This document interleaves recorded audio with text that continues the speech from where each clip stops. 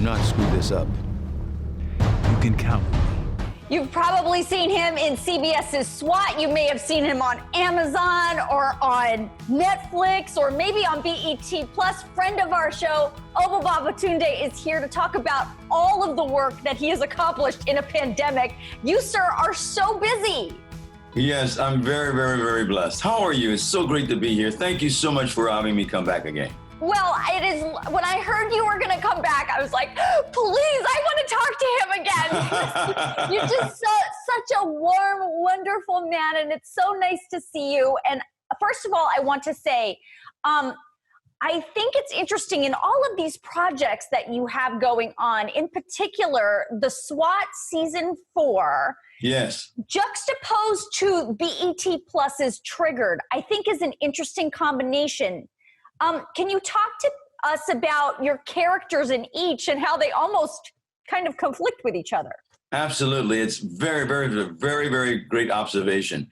You know, in S.W.A.T, I played Daniel Harrelson Sr., which is the father of Shamar Moore's character, Hondo, who is the lead on the show.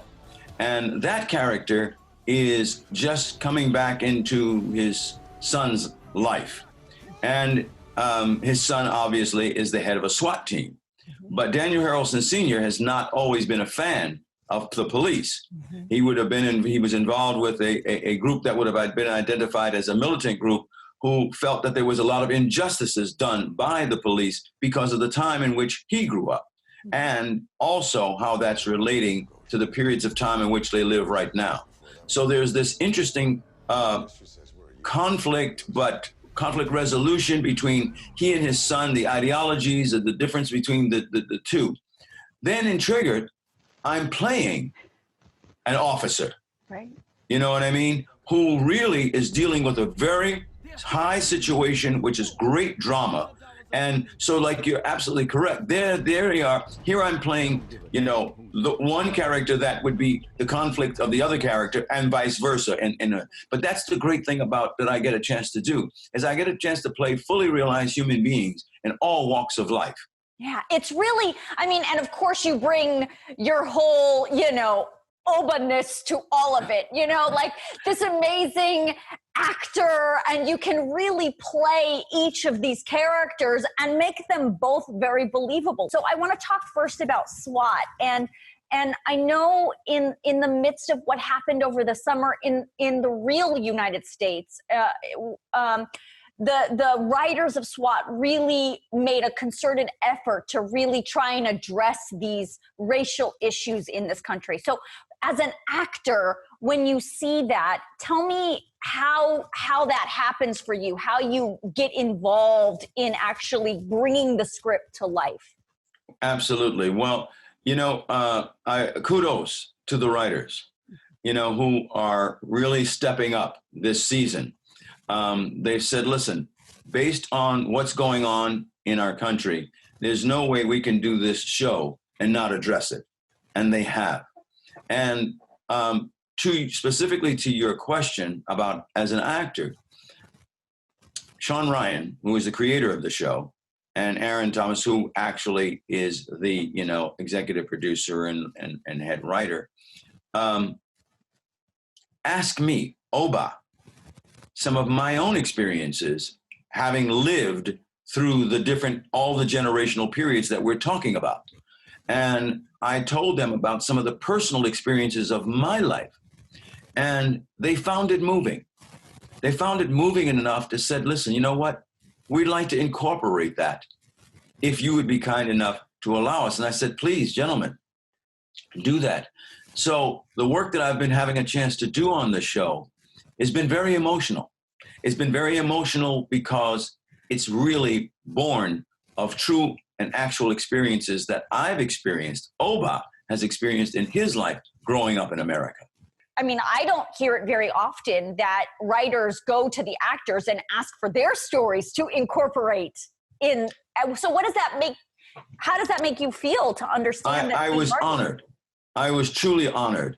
You know, I mean, it was, you know, I don't want to give the misconception that they formulated this because of me and my story, but that they were willing to listen and have a regard for the fact that, well, listen, we've got a guy right here that's actually lived through the generational aspects of, you know, the 60s, the 70s, the 80s, the 90s, and now the, 2000s.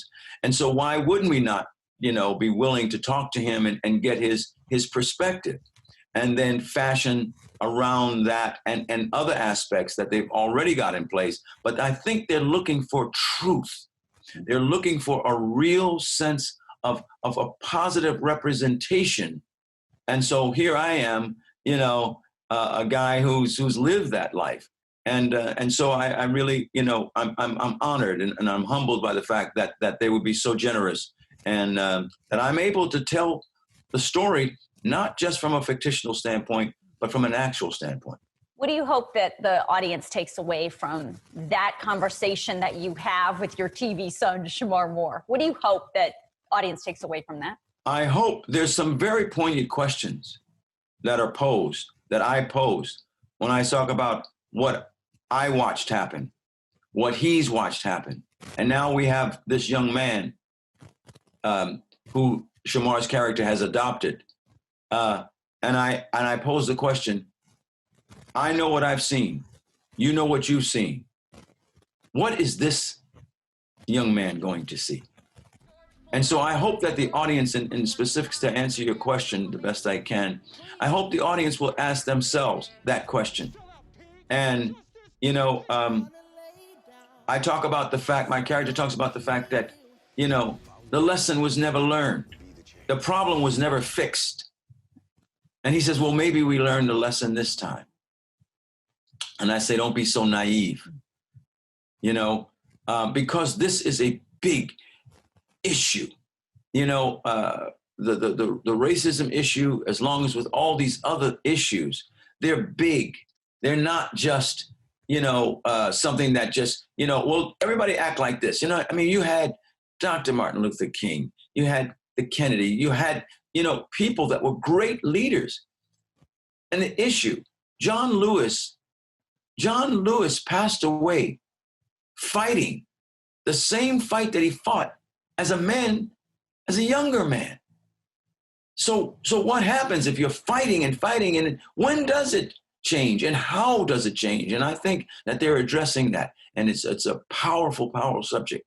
Let's hope this opens up the dialogue, and let's hope that through your amazing work and these characters, you can really start to have these conversations in homes across America. So, Oba, it is lovely to see you. S.W.A.T is on CBS, and everyone can watch you throughout season 4. You can also watch him in this movie on BET Plus called Triggered.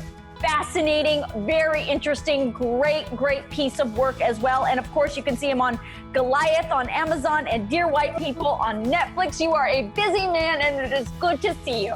It's great to see you again. Continued success and happiness. Thank you so much for the opportunity to be able to join you again.